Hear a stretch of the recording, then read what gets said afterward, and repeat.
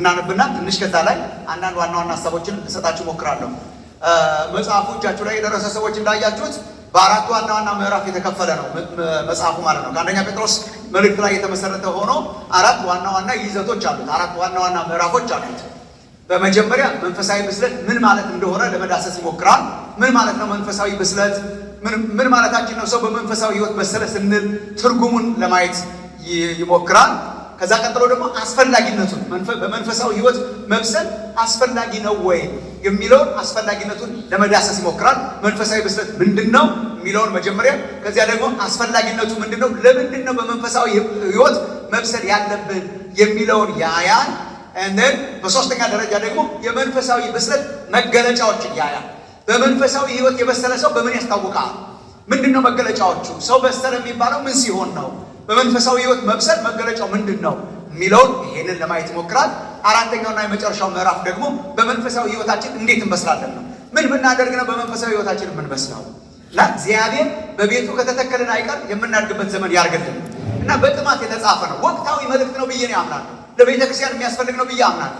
ቁጥራችን በበዛ ቁጥር በዚያው ደግሞ ኳሊቲያችን ቢበስል ለዚህ ምድር ለበረከት እንሆናለን ብዬ አስባለሁ እና ቁጥራችን እየበዛ ደግሞ በመንፈሳዊ ሕይወታችን እየበሰለን እንድንመጣ የሚያግዝ መጽሐፍ ስለሆነ ማለት ነው እና አሁን በዚህኛው ክፍለ ጊዜ መንፈሳዊ ብስለት ምን እንደሆነ ብቻ ተረድተን ከሄድን በጣም ይበቃል። እንደምንም ብዬ እሱን በውስጣችሁ ለማድረግ ሞክራል። ምን ማለታችን ነው በመንፈሳዊ ሕይወት በሰልን ስንል? ትርጉሙ ምንድን ነው? ምን ማለት ነው የሚለውን አሁን በዚህኛው ክፍለ ጊዜ ለማየት እንሞክራለን። ከሰዓት በኋላ ተመልሰን ስንመጣ ደግሞ በተለይ መገለጫዎቹንና መንገዱን ለማየት እንሞክራለን። መንፈሳዊ ብስለትን በተመለከተ ትምህርቱ የተመሰረተው የትኛው መጽሐፍ ላይ ነው ብያችሁ ነበር? አንደኛ ጴጥሮስ። በጣም ጎበዞች ናቸው። ስለዚህ ከርሜ ትንሽ ላስተምር እንዲህ ይቻላል።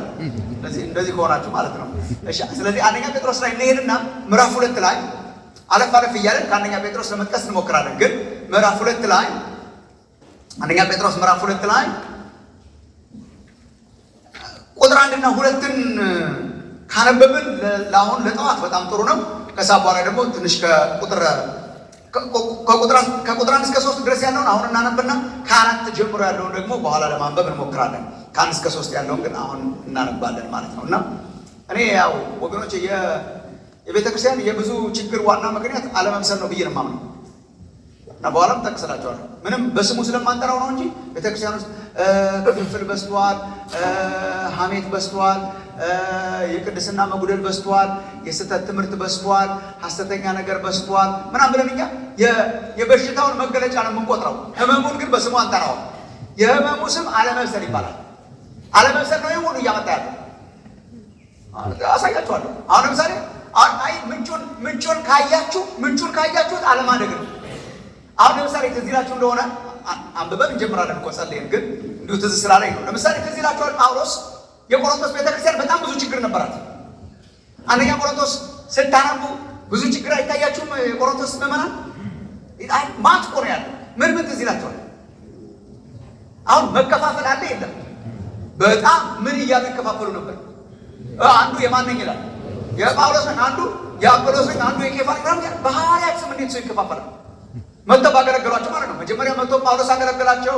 ጳውሎስ ከዛ ሐዋርያ ስለነበረ አገልግሏቸው ወደ ሌላ ሀገር ሲሄድ መጣና አጵሎስ አገለገላቸው። ትዝ ይላችኋል ሐዋርያት ሥራ ምዕራፍ 18 ላይ አቂላና ጵርስቅላ ናቸው ሙሉ አድርገው የላኩት። ደግሞ አጵሎስ በጣም ተናጋሪ ሰውዬ ነው። እሱ ደግሞ መጥቶ አገለገለ። ከኬፋም ሰው ሄዶ ሳያገለግላቸው አይቀርምና እኛ የአገልጋዮቻችን ነን ብለው በአገልጋዮቻቸው ይከፋፈላሉ ማለት ነው። ኢየሱስን ሰምተው ግን በአገልጋዮቻቸው ይከፋፈላሉ። ዝሙትና ርኩሰት በመካከላቸው ነበር አልነበረም? ተዘራችሁ ምዕራፍ 5 ምዕራፍ 6 ላይ ስትሄዱ እኮ እሱ ነው። በተለይ ምዕራፍ 6 ላይ እሱ አለ። ምዕራፍ 5 ላይ እርስ በርስ ይካሰሳሉ። ፍርድ ቤት አንዱ ወስዶ ሌላኛውን ፍርድ ቤት ውስጥ ያስፈርድበታል። ማት ችግር አለ። በቃ መከፋፈል አለ፣ ርኩሰት አለ፣ ግልሙትና አለ። የጌታ ራታቸው ራሱ በጣም ጉባኤያቸው ራሱ ቀውጢ ጉባኤ ነበረ።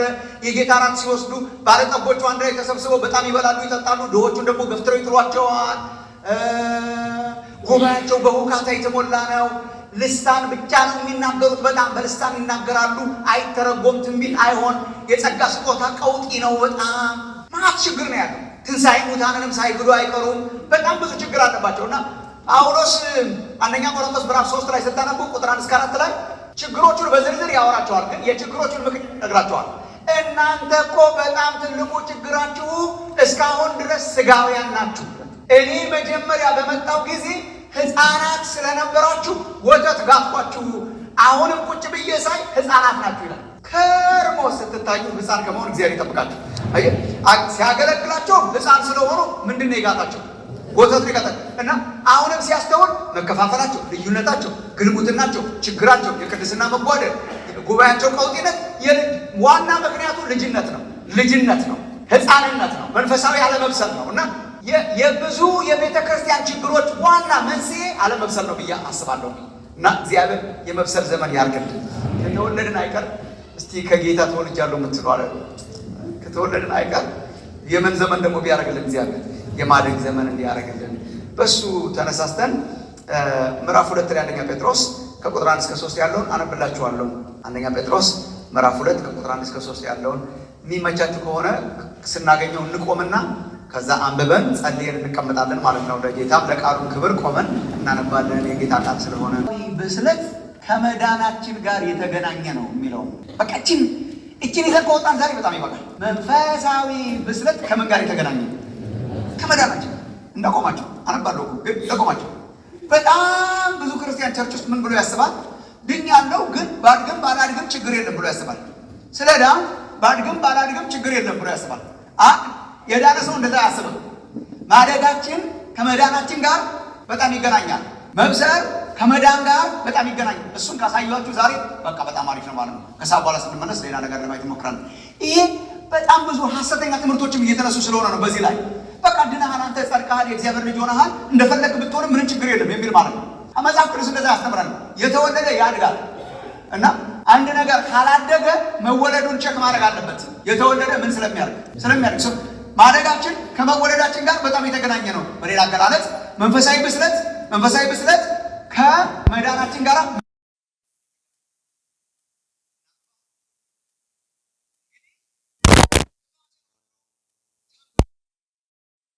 ግብዝነትንም ቅንዓትንም ሐሜትንም ሁሉ አስወግዳችሁ ሆኖን ቀምሳችሁ እንደሆነ ለመዳን በእርሱ እንድታል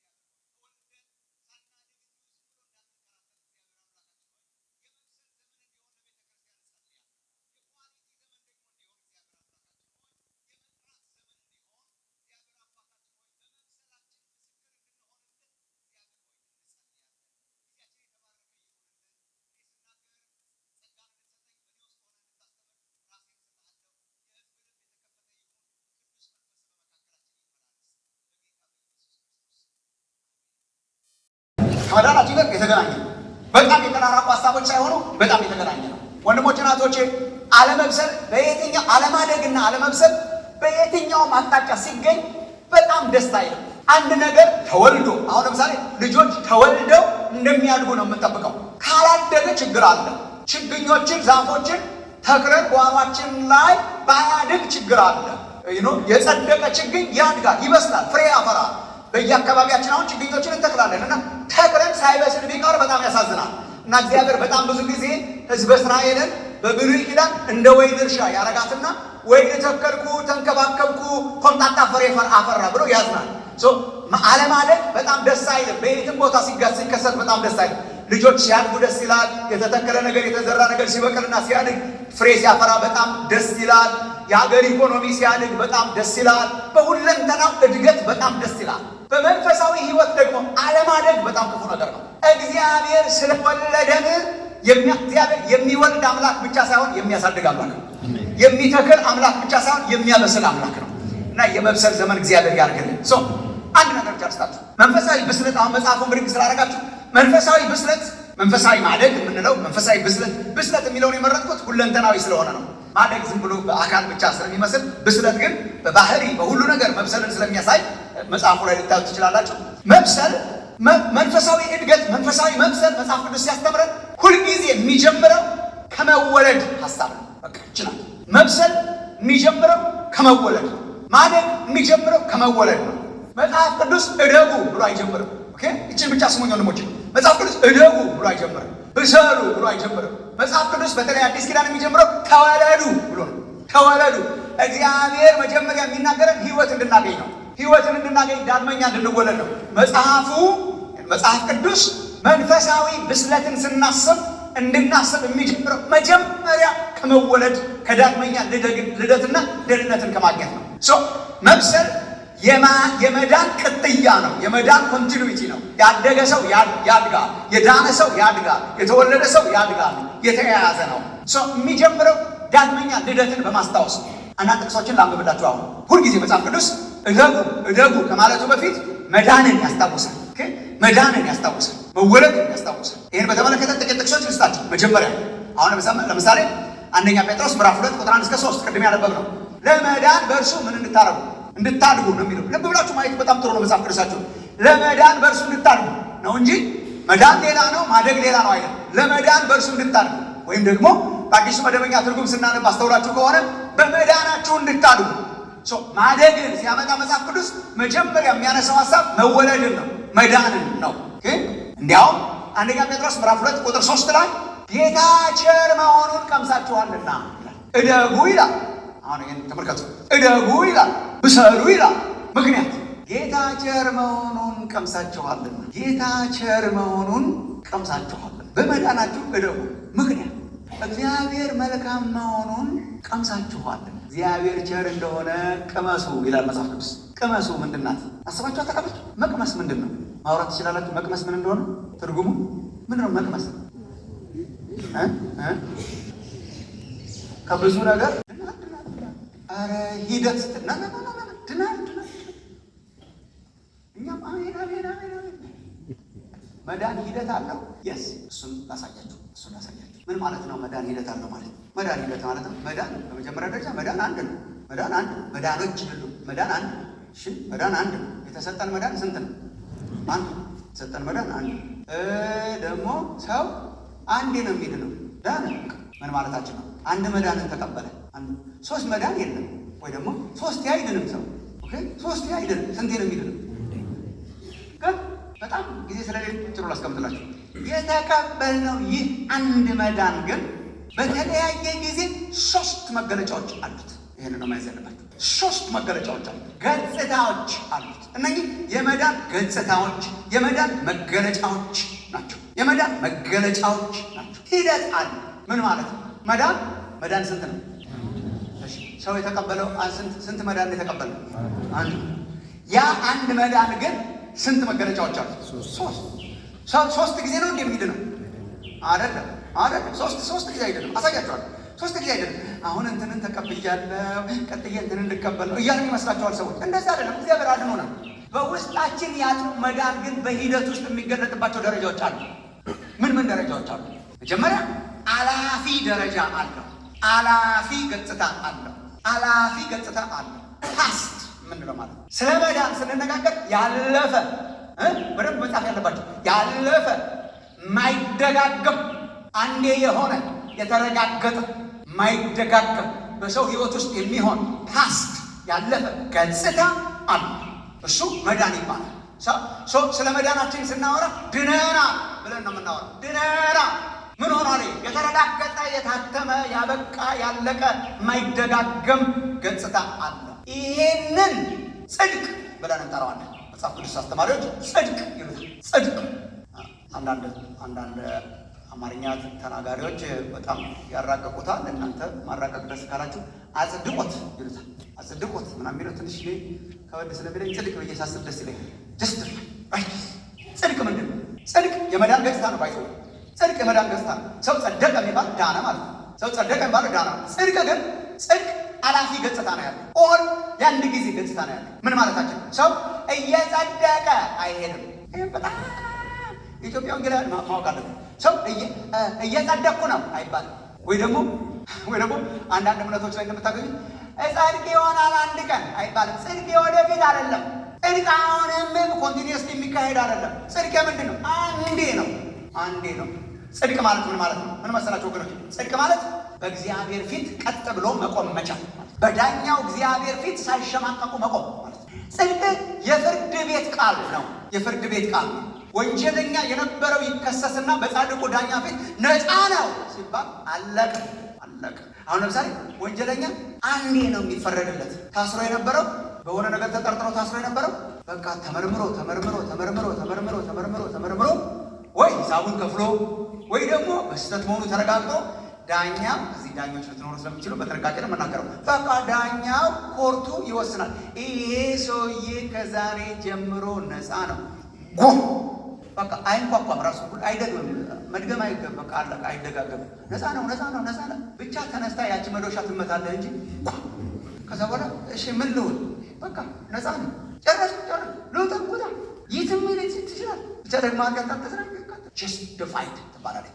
አትደጋገም ወገኖች። መዳናችን የጀመረው ከዚህ ነው። ይሄን ምን እንዴት አድርጌ ልገለጽ? በኃጢአታችንና በበደላችን ምክንያት የእግዚአብሔር ጠላቶች ሆንን፣ ወንጀለኞች ሆንን። የእግዚአብሔርን ቅድስና ተዳፈረ። የሰው ልጅ የእግዚአብሔርን ቅድስና ተዳፈረ። መጣላት ከሌለበት ጋር ተጣላ። የእግዚአብሔር ጠላት ሆነ። ወደ ጻድቁ ወደ እግዚአብሔር መግባት አይችልም። እግዚአብሔር ቅዱስ አምላክ ስለሆነ ሊቀበለው አይችልም። ሰውን አይቶ እግዚአብሔር ሊቀበለው አይችልም። ወንጀል ስለሰራ መጀመሪያ ወንጀሉ መቀጣት አለበት። ወንጀሉ መወገድ አለበት። ነፃ ካልሆነ በስተቀር ወደ እግዚአብሔር ፍርድ ቤት መግባት አንችልም። እና ያው በጣም ብዙ ሰው እንደሚሞክረው እኛ በስራችን ለመጽደቅ ሞክረናል። ግን ስራችን ሊያጸድቀን አልቻለም። የእኛ ስራ በእግዚአብሔር ፊት የመርገም ጨርቅ ነው። ስታንዳርዱን ልንጠብቅ አንችልም። ህግን ሰጠ፣ ስታንዳርድን ሰጠ። በስታንዳርዱ መሰረት መኖር አልቻለም። ያንን ህግ በራሳችን ለመጠበቅ አልቻለም። ሂሳባችንን መክፈል አልቻለም። ባለዕዳ ሆንን። የእግዚአብሔር ፍርድ የሚጠባበቁ ሰዎች ሆንን። የገሃነመ እሳት ልጆች ሆንን። በፍርድ የምንኖር ሆንን። ቆሻሾች ሆንን። እግዚአብሔር ጋር መግባት የማንችል ሆንን። መፍትሄ ጠፋ። እኛም በራሳችን ሞከርን፣ አልሆንም። መጨረሻ ላይ አዲስ ኪዳን እኮ ይሄ ነው ወንድሞች ናቶች። መጨረሻ ላይ እኮ እግዚአብሔር የራሱን መፍትሄ ያመጣ ማለት ነው። እኛ ልንከፍለው አንችልም ነበር ዕዳችንን፣ ከእኛ በላይ ነው። ምክንያቱም የኃጢአት ደሞዝ ሞት ነው። የኃጢአት ደሞዝ ሞት ማለት የዘላለም ከእግዚአብሔር ጋር ተለይቶ መኖር ማለት ነው። በቃ ይሄ ነው የኃጢአታችን ክፍያ፣ ለዘላለም ከእግዚአብሔር ተለይቶ መሞት መጥፋት ነው። ይሄ ነው። እግዚአብሔር አምላክ ግን የሰውን ልጆች ስለወደደ እኛ ልንከፍለው የማንችል ዕዳ ነበረብን። ሊከፍልልን ሆኖ ራሱ አምላክ ታምር አደረገ። የዛሬ 2000 ዓመት ታምር ሆነ። ምን ሆነ? አምላክ ራሱ የተበዳዩ ራሱ በቃ ሄጄ ዋጋቸውን ከፍዬ እኔ ልቀጣላቸው ብሎ መጣ ማለት ነው። እኔ ልቀጣላቸው ብሎ መጣ። ከድንግል ተወለደ። እናንተ ታውቃላችሁ ታሪኩ። በቀራንዮ መስቀል ላይ እኮ ኢየሱስ ጨዋታ እየተጫወተ አልነበር? ቀራንዮ መስቀል ላይ እኮ ቀራንዮ አደባባይ ላይ ምንድን ነው የሆነው? ኢሳይያስ ምዕራፍ 53 ነው አይሆነው? ኢሳይያስ ምዕራፍ 53 እግዚአብሔር የሁላችንን በደል በእርሱ ላይ አየ። የሁላችንን አጠራቅሞ ኢየሱስ እንደ ስፖንጅ መጠጠው ማለት ነው። የሁላችንን በደል ማሰብ ትችላላችሁ። የዓለምን ሁሉ የዓለምን ኃጢአት የሚያስወግድ የእግዚአብሔር በግ የማንም የዓለም እግዚአብሔር የሁላችንን በደል ወሰደና በእርሱ ላይ አረገው። ስለዚህ አሁን እኛ ወንጀለኞች መቀጣት አለብን። ወንጀለኞች ልንቀጣ ስንል አንዱ ወንጀለኛ ሆኖ ንጹሑ መጣና ወንጀል የማያውቀው ወንጀለኛ ሆኖ የእኛን ወንጀል በሙሉ ይዞ በእግዚአብሔር ፊት ቆሞ ስለኛ ተቀጣለን፣ ዕዳችንን ከፈለልን ማለት ነው። ሂሳብ ተከፈለ። የእግዚአብሔር ቁጣ በእርሱ ላይ ነደደ። ቀኑ ጨለመ። እዚህ ላችሁ እንደሆነ ኤሎሄ ኤሎሄ ላማ ሰበቅታኒ ለምን ተውከኝ እስከሚል ድረስ ተጨነቀ። ኃጢአታችንን ተሸክሞ ሲሞት ተፈጸመ ብሎ ሲሄድ ምንድናት እሷ? ወንጀለኛ ተቀጣ። ወንጀለኛ ተቀጣ ምን ማለት ነው? ትዝ ካላችሁ ጌታችን በሞተባት ሰዓት መሬት ተሰንጥቆ የቤተ መቅደስ መጋረጃ ከላይ አቅጣጫ ያው ከስር አይደለም የተሰነጠቀው፣ ከላይ ወደ ታች ተሰነጠቀና አፈራረሰው እግዚአብሔር ማለት ነው። ምንድነው የቤተ መቅደሱ መጋረጃ? ሰው ወደ እግዚአብሔር ፕሬዘንስ ወደ ቅድስተ ቅዱሳን እግዚአብሔር ወዳለበት መግባት አይችልም ነበር። ሊቀ ካህናት ነበር በዓመት አንዴ የሚሞክረው የነበረው። ሰው ሊገባ አይችልም ነበር። አሁን በእግዚአብሔርና በሰው መካከል ያለው ግድግዳውን ኢየሱስ ክርስቶስ አፈረሰ። ሰው አሁን ወደ እግዚአብሔር መግባት ይችላል። በማን በኩል? በክርስቶስ በኩል። ዕዳው ኢየሱስ ክርስቶስ ስላወራረደው በእግዚአብሔር ፊት መቅረብ መቻል እሱ ምን ይባላል? ጽድቅ ይባላል። ይሄ አይደጋገምም። እግዚአብሔር የክርስቶስ ኢየሱስን ደም አንድ ጊዜ በማየት ስጋውን አንድ ጊዜ በማየት ምሕረት አድርጎ ያጸደቀን አምላክ የተባረከ ይሁን። ለዚህ ነው ቅዱስ መጽሐፍ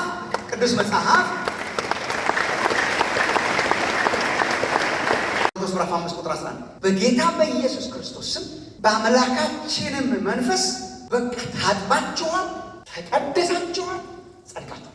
አሁን ማንም ስለ ኃጢአት ሊከሰን አይችልም። ለምን? ሂሳባችን ተከፍሏል። ክብር ለእግዚአብሔር ይሁን። አሁን በክርስቶስ እንግዲህ በክርስቶስ ኢየሱስ ላሉት አሁን ምን የለባቸው? አሁን እኛ ምን ሆነናል? ጸድቀናል። አሁን አንድ ክርስቲያን እንዴት ነው ድነሃል ሲባል ድኛለሁ እየዳንኩ ነው እድናል ነው የሚለው እንዴ? ድነሃል ሲባል ምንድን ነው የሚለው?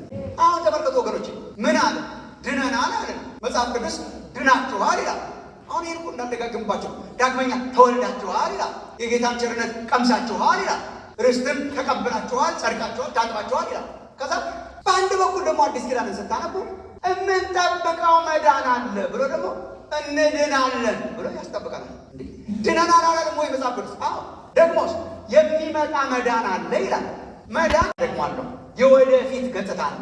መክበር፣ ክብረት፣ ግሎሪፊኬሽን ይባላል። መክበር ማለት ይሄ ኮምፕሊትድ መሆን፣ መጠናቀቅ፣ ፐርፌክትድ መሆን፣ እሱ ደግሞ ይመጣል። እኔ ይሄንን ያው እናንተ ራሳችሁ ቀስ እያላችሁ ልታዩ ትችላላችሁ። አንደኛ ጴጥሮስ ምዕራፍ 1 ቁጥር 5 ላይ ያደላችሁ ሁለተኛ የወለደን የጌታችን ኢየሱስ ክርስቶስ አምላክና አባት ይባረክ ብሎ ይህም ርስት በመጨረሻው ዘመን ይገለጽ ለተዘጋጀ መዳን ይላል። እንዴ አይታችሁታል? አንደኛ ጴጥሮስ ምዕራፍ 1 ቁጥር 5 በመጨረሻው ዘመን ይገለጽ ለተዘጋጀ መዳን ደግሞ አለ ይላል። ሊገለጥ መገለጫ ያልነው እኮ ለዚህ ነው። መዳን መገለጫዎች አሉ። መቼ የሚገለጥ መዳን አለ? በመጨረሻው ደግሞ ሊገለጥ የተዘጋጀ መዳን አለ። ሮሜ 13:11 ማየት ትችላላችሁ። ሮሜ 13:11 ደግሞ ከእንቅልፍ የምትነሱበት ሰዓት አሁን እንደደረሰ ዘመኑን ወቁ ይልና ካመንበት ጊዜ ይልቅ መዳናችን ዛሬ ወደኛ ምን አድርጓል? ምናችን መዳን አልዳንም ወይ? ድነናል። ግን ምናችን ደግሞ እንጠባበቃለን? መዳናችን። ድነናል፣ ጸድቀናል። መዳናችንን ደግሞ እንጠባበቃለን የወደፊት ስለሆነ። እኛ አሁን በሆነና በሚሆን መሀል ነው ያለ ነው። ሆኗል፣ ግን ይጠናቀቃል። በቃ ሰዎችን ሁሉ የሚያድን የእግዚአብሔር ጸጋ ተገልጧልና ቲቶ 2 ላይ ይህም ጸጋ ኃጢአተኝነትን ዓለማዊ ምኞትን እየካደን የተባረከውን ተስፋችንን እንድንጠብቅ ያስተምራል። የሚመጣ ተስፋ አለ፣ የሚመጣ መዳን አለ። ግን ሰዎችን ሁሉ ደግሞ የሚያድን ጸጋ ነው። በመካከል ደግሞ በቅድስና እንድንመላለስ ያስተምረናል። ሮሜ 8ን አንብቡ ስለሚመጣው መዳን ማወቅ ከፈለጋችሁ። በጣም የሚያስገርም የሚመጣ መዳን ስላለ እንዲያውም በምጥ እንጠብቃለን ይላል። እየቃተትን እንደምታምጥ ሴት እስኪወለድ ድረስ እንቃትታለን ይላል ሮሜ 8 ላይ እስኪመጣ ድረስ። ፍጥረት እንዲሁም ከእኛ ጋር አብሮ በመቃተት ላይ ይገኛል። ድነናል፣ ግን እንቃትታለን ያ መዳናችን እንዲመጣ። እኛ ድነናል ኦልሬዲ፣ ግን ወደፊት ደግሞ እንድናለን። የሚመጣ መዳን አለ፣ ፐርፌክት ይሆናል። በመካከል ምን እያደረግን ነው? በመካከል እንበስላለን፣ በመካከል እንቀደሳለን። ቅድስና ነው ሌላው ስሙ። ጸድቀናል፣ እየተቀደስን እንኖርና እንከብራለን። ካርታውን አገኛችሁት? ጸድቀናል። ይሄ ነው መዳን ማለት። አንድ ነው መዳን፣ ግን መገለጫው ስንት ነው? ጸድቀናል። ጽድቅ ይደጋገማል እንዴ? ዝም አላችኋል? አይደጋገም። ጽድቅ መቼ ነው? ኦልሬዲ ያለፈ ኢየሱስ ስንቀበል በቃ አብቅቷል ስራውን። ጸድቀናል፣ ግን እየመሰልን እንሄዳለን፣ እየተቀደስን እንሄዳለን። ግን መጨረሻ ላይ እንከብራለን። መካከሉ ነው መንፈሳዊ ብስለት። መንፈሳዊ ብስለት ማለት ነው በመዳን ሂደታችን ውስጥ ቅድም በነገራችሁ በሶስቱ በመዳን ሂደታችን ውስጥ አንድ አማኝ ዕለት ዕለት ኢየሱስ ክርስቶስን እየመሰለ የሚኖርበት ህይወት። መብሰል ከፈለጋችሁ ለመጻፍ መብሰል ማለት መምሰል ማለት ነው። ኢየሱስ ክርስቶስን እየመሰሉ መምጣት ማለት ነው። ሮሜ 8:29 የልጁን መልክ እንዲመስሉ ወስነዋል። ከመጽሐፉ ታገኙታላችሁ። ባይዘው ሮሜ 8:29 ሁለተኛ ቆሮንቶስ ምዕራፍ 3 ቁጥር 18 ያን መልክ እንመስል ዘንድ ከክብር ወደ ክብር እንለወጣለን። ያን መልክ እንመስል ዘንድ ቆላስይስ ምዕራፍ 3 ቁጥር 10 የፈጠረውን ምሳሌ እንዲመስል ቆላስይስ 3:10 የፈጠረውን ምሳሌ እንዲመስል አዲሱን ሰው ለብሳችሁታል። ኤፌሶን ምዕራፍ 4 ቁጥር 24 እንደ እግዚአብሔር ምሳሌ የተፈጠረውን አዲሱን ሰው ልበሱ። መልበስ መምሰል ኢየሱስ ክርስቶስን እየመሰልን የምንመጣበት ህይወት ነው መንፈሳዊ ምስል። እግዚአብሔር ኢየሱስን ዕለት ዕለት እየኮረጅ ነው እየመሰል ነው። በምድር ላይ መጥቶ ሰው እንዴት እንደሚኖር አሳይቶን የለም በወንጌል ውስጥ። እሱ ምን ማለት ነው? መንፈሳዊ ብስለት ማለት ነው። ዕለት ዕለት ኢየሱስን በፍቅሩ፣ በትህትናው፣ በርህራሄው፣ በቸርነቱ፣ በደግነቱ የሚሰጠው እሱን እየመሰልን ለዚህ ነው ማለቂያ የሌለው። መለኪያው ኢየሱስ ስለሆነ ሰው አድጎ አይጨርስም። አድጌ ጨረስኩ አይባልም። ግራጁዌሽን የለውም። ግን እየመሰለን እንሄዳለን። ልጆች ያሏችሁ አሁን አንዳንድ ጊዜ እየመጡ ቁመታቸውን እናንተ ጋር አይለቁም። አባታቸው እናታቸው ጋር እዚህ ጋር ድረስ አባታቸውን ለመኮረጅ ይሞክራሉ። እዚህ ጋር ድረስ አንዳንዴ አልፈውን ይሄዳሉ። በእኛ ኬዝ መንፈሳዊ ብስለት ማለት ወገኖች ሰው ለመምሰል መከራ አጥተው። መንፈሳዊ ብስለት ማለት ኢየሱስ ጋር መጥቶ እዚህ ጋር ደረሰ። ዛሬ አንድ ሰውዬ አፍንጫዬን መጥቶኝ ነበር፣ ከዛ መልሼ ልለው ነበር። ከዛ ኢየሱስ ጋር ስለካ ለካ እሱ መልሶት ነው። ከዛ በኋላ ይቅርታ ሰጠ።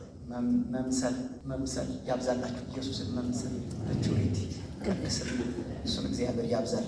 እኛ የጸደቅን ሰዎች ነን። የሚመጣውን መዳን እንጠብቃለን። ግን በመካከል ኢየሱስ ክርስቶስን እየመሰለን እንኖራለን። እንዴት ይቻላል? ምንድን መገለጫው ምናምን የሚለውን ከሰዓት በኋላ ቀጥልላችኋለሁ። አጭር ጸሎት ጸልየን እንጨርሳለን። እንጸልይ። እግዚአብሔር ይባርካችሁ። በጣም የሚገርም ዲሲፕሊን ነው። ሁላችሁ ቁጭ ብላችኋል ነው። አጭር ጸሎት እንጨርሳለን። እግዚአብሔር አምላክ የማደግ ዘመን ያርግላችሁ። አሜን ወገኖቼ። በቃ በዚች ከተማ ላይ ደግሞ በምትኖሩባቸው በምታገለግሉባቸው ሰፈሮችና የምትማሩባቸው ካምፓሶች ውስጥ ኢየሱስን በመምሰል የምትገለጡበት ዘመን ያርግላችሁ። ጌታ ሆይ ተወልደናል፣ አሳድገን፣ ጸድቀናል፣ አንተ ቀድሰን፣ አድነህናል። እንደገና ደግሞ እግዚአብሔር አምላካችን ሆይ በፊትህ ኢየሱስ ክርስቶስን እየመሰልን መኖር የምንችልበትን ጸጋ ስጠን። ስለዚህ ሕዝብህ አመሰግንሃለሁ። ቃልህን በፍጹም ረሃብና ዲስፕሊን እንዲማሩ እግዚአብሔር አምላክ ሆይ በፊትህ ስለተቀመጡ ወገኖቼ አመሰግንሃለሁ። የተዘራው ዘር የሚበቅልበት ዘመን ደግሞ ይሁንልን። አንተን እየመሰልን መምጣት ይብዛልን። እናመሰግንሃለን በጌታ በኢየሱስ ክርስቶስ ስም።